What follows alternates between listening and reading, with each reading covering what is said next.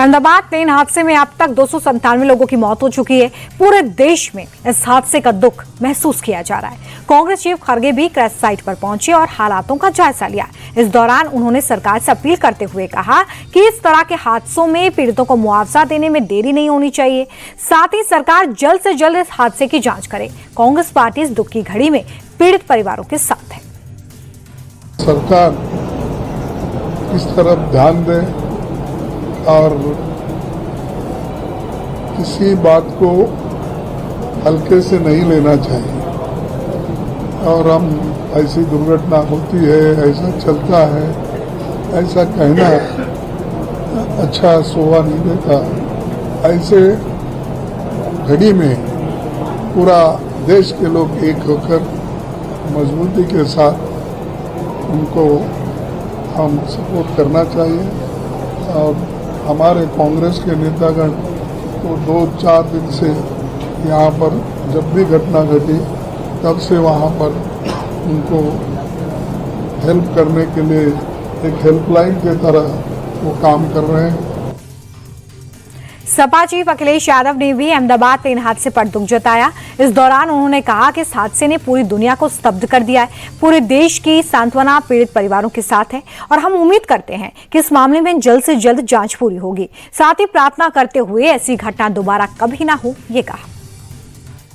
जो घटना अहमदाबाद में हुई है बहुत दुखद घटना है और जब तस्वीरें हम देखते हैं तो न केवल दुख होता है बल्कि ये भी मन में आता है कि आखिरकार हो कैसे गया। और आज के समय पर जहां पर टेक्नोलॉजी में चीजें इतनी आगे हैं, बहुत सी चीजों का अनुमान पहले ही लगाया जा सकता है, लेकिन घटना जो हुई है उसकी जांच हो रही है। हमने तो आपके माध्यम से जाना कि उसका ब्लैक बॉक्स भी मिल गया है और उसमें जो जानकारी होगी उसके बाद मैं समझता हूं जो इन्वेस्टिगेशन एजेंसीज लगी हैं उनकी जांच रिपोर्ट जब आ जाएगी तो सच्चाई सामने आएगी। आप नेता आतिशी भी अहमदाबाद के सिविल हॉस्पिटल पहुंची। इस दौरान उन्होंने कहा कि पीड़ित की मदद के लिए आम आदमी पार्टी का हर एक कार्यकर्ता हमेशा तैयार है। रही बात जांच की, तो जब टीम की इन्वेस्टिगेशन पूरी हो जाएगी तब इस बारे में बोलना सही होगा। देखिए, मुझे लगता है कि इंक्वायरी होने से पहले, इंक्वायरी एक्सपर्ट्स के द्वारा खत्म होने से पहले हमारा टिप्पणी करना उचित नहीं है। इसलिए टिप्पणी करना उचित नहीं है क्योंकि इन्हीं बातों से अफवाहें फैलती हैं, लोगों में बहुत ज़्यादा डर फैलता है। तो मेरे ख्याल से हम सबको अपनी जिम्मेदारी का पालन करना चाहिए, इंक्वायरी का इंतज़ार करना चाहिए और एक बारी इंक्वायरी से पता चलता है कि इतना बड़ा हादसा क्यों हुआ, उसके बाद ही उस पर चर्चा करें। अब बात बिहार की, जहां पर बीजेपी ने लालू प्रसाद यादव पर अंबेडकर के अपमान का आरोप लगाया। इसे लेकर डिप्टी सीएम सम्राट चौधरी का कहना है कि लालू यादव खुद राजा बनने के सपने देख रहे हैं, लेकिन बिहार की जनता चुनाव में उनके सभी सपनों को एक बार फिर से तोड़ने जा रही है।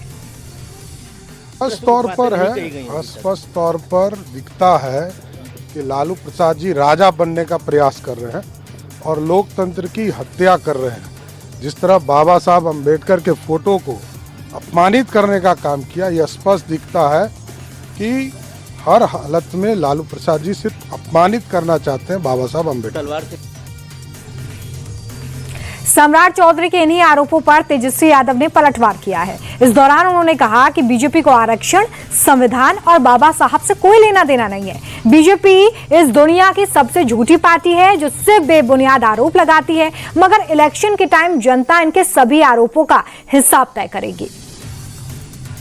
लालू जी, हम लोग जो है अम्बेडकर जी के विचारधारा को मानने वाले लोग हैं, तो आप समझिए ये भाजपा के लोग झूठा प्रचार करने आगे झूठा है ना। कौन रखा है पैर के सामने? कौन है आरजेडी के वर्कर रखे हैं?